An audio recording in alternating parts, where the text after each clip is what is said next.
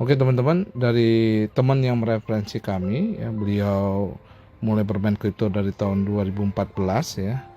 Jadi penjelasan beliau kepada kami bahwa staking origin ini full blockchain ya. Jadi seperti apa sih full blockchain itu, kita mesti comparing dengan staking yang biasa ya.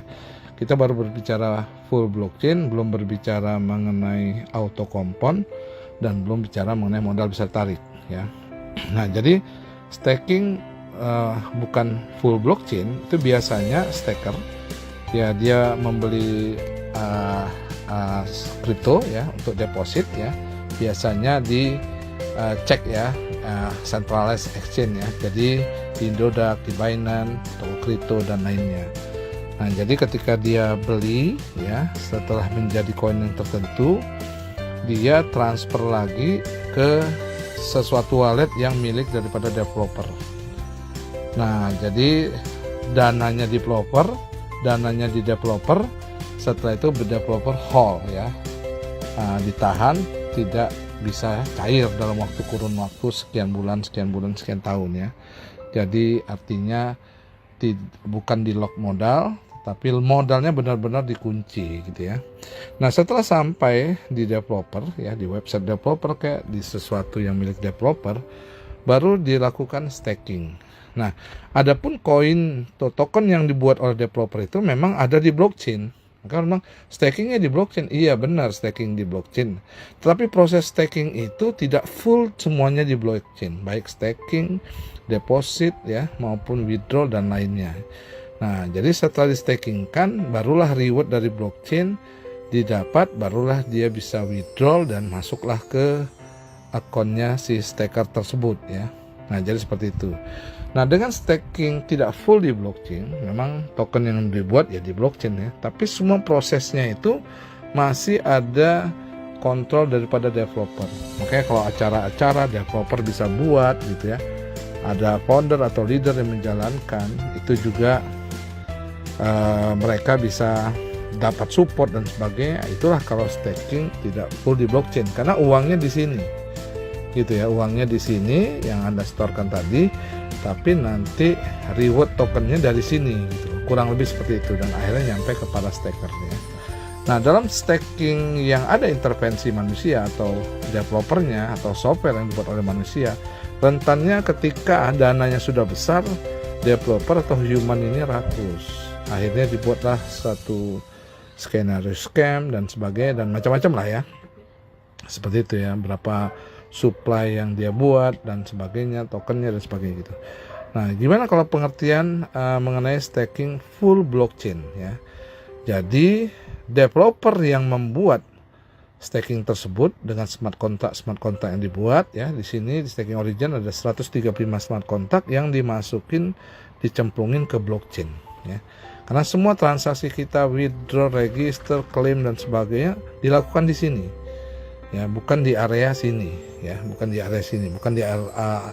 area blockchain, tapi di luar ya. Kalau di sini betul-betul di semua dilakukan di sini ya. Nah, tapi mekanisme orang melakukan staking tadi, si staker tadi ya, membeli untuk deposit ya, membeli kriptonya memang tetap dicek, karena orang lebih familiar beli kripto dicek ya. Sentralisasi exchange ya, di centralized ya, jadi koin-koin yang centralized ya. Jadi ada Indodax, ada Binance gitu ya, Bitget dan sebagainya.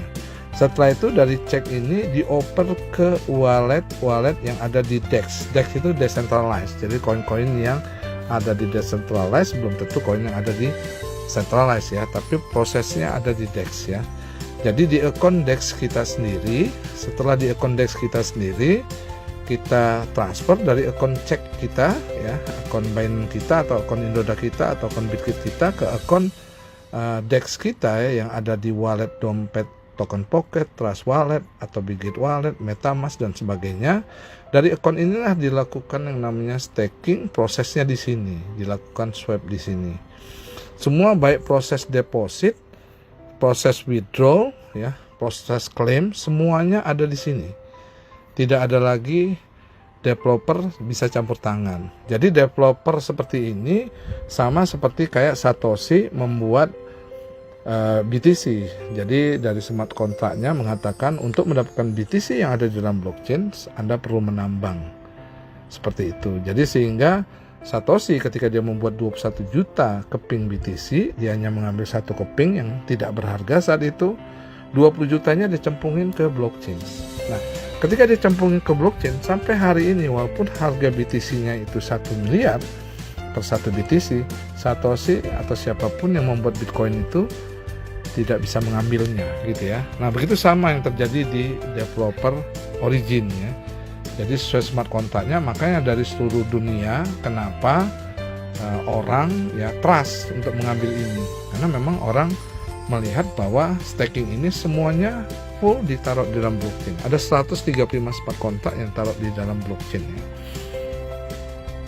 Jadi ketika semuanya dilakukan di blockchain ya, baik semua aturan dan sebagainya, transaksi kita memang tidak ada intervensi lagi. Maka setiap step by stepnya itu panjang sekali dan semua menggunakan verifikasi password dan ada biayanya, biaya jaringan kita pakai gitu ya. Makanya token daripada LGNS ini kalau kita lihat di DEX Screener ini benar-benar luar biasa, karena ketika diluncurkan 5 bulan yang lalu, 25 hari yang lalu, 5 bulan 25 hari yang lalu, itu holdernya sekarang sudah tembus mencapai 64.000 ya. Jadi 64.000 ini kalau kita lihat market cap-nya ya, itu kurang lebih sekitar yang sudah mengikuti staking ini adalah 38,8 juta dolar ya.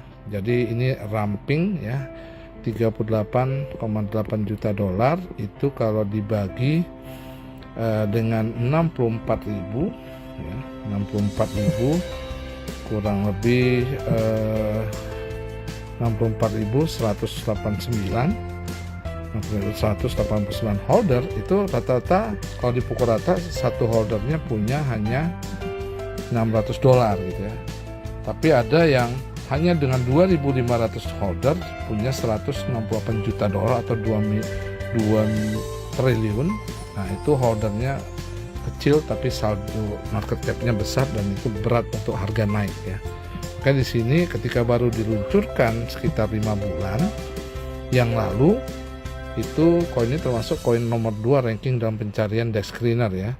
Jadi harga sudah menembus $32 dari peluncuran pertama di harga $4 dan liquidity-nya $1,7 ya, 1,7 juta dolar ya. Harga dengan $32-34 ya. Nah, jadi sehingga inilah yang membuat semua mekanisme baik kita claim reward, baik kita staking, unstake dan sebagainya itu dilakukan di area sini. Nah, bukan dilakukan di area sini gitu ya. Jadi betul-betul full di blockchain ya. Makanya setelah kita unstake ya, kita dananya masuk ke dalam token pocket kita di wallet DEX, di wallet token pocket kita di area DEX decentralized, dan akhirnya kita oper ke cek ya, ke Binance atau Bitkit kita atau Indoda kita di wilayah centralized ya. Nah, setelah itu barulah masuk ke dana si staker gitu. Jadi inilah kurang lebih perbedaannya, sehingga ketika developer yang membuat ini dia sudah tidak lagi untuk punya kepentingan diketahui. Beda kalau untuk di wilayah di sini, karena di sini orang tahu siapa yang buat gitu ya, dia yang mengatur uangnya. Besok dia mau scam kan juga bisa dan macam-macam gitu ya. Jadi dia punya kepentingan untuk dikenal. Tapi kalau di sini mereka nggak punya kepentingan untuk dikenal. Kenapa? Karena holdernya menjadi pemilik daripada staking ini. Karena 64.000 itu punya kepentingan bersama di sini. Sama seperti orang beli BTC. Jadi yang punya siapa? Ya Satoshi sudah nggak perlu punya gitu. Kenapa? Dia juga tidak bisa menyentuh lagi. Jadi sehingga yang punya BTC ya semua holder BTC di seluruh dunia. Jadi ketika statusnya seperti itu, BTC tidak bisa diambil di dalam blockchain itu tanpa dengan mining. Sama juga di sini, koin LGNS nggak bisa kita ambil tanpa dengan kita staking gitu. Jadi pemiliknya seluruh holder yang ada di staking ini gitu ya. Jadi developernya sudah nggak kepentingan. Makanya ada dari 5 developer yang diketahui, ada 3 yang betul anonymous gitu. Jadi nggak enaknya kalau kita mengambil staking di real blockchain adalah tidak ada support apa-apa karena developernya sudah tidak mau diketahui gitu, seperti itu gitu ya. Tapi semua percaya pada smart contract yang sudah ditanam di dalam blockchain-nya. Jadi dengan jaringan Matic Polygon ya. Jadi kurang lebih segitulah pengertian yang saya tangkap. Jadi penjelasannya kurang lebih seperti oret-oret ini aja. Semoga bisa dipahami oleh teman-teman. Karena durasi saya sudahkan penjelasannya sampai di sini dulu ya. Nanti ada lanjutan penjelasan.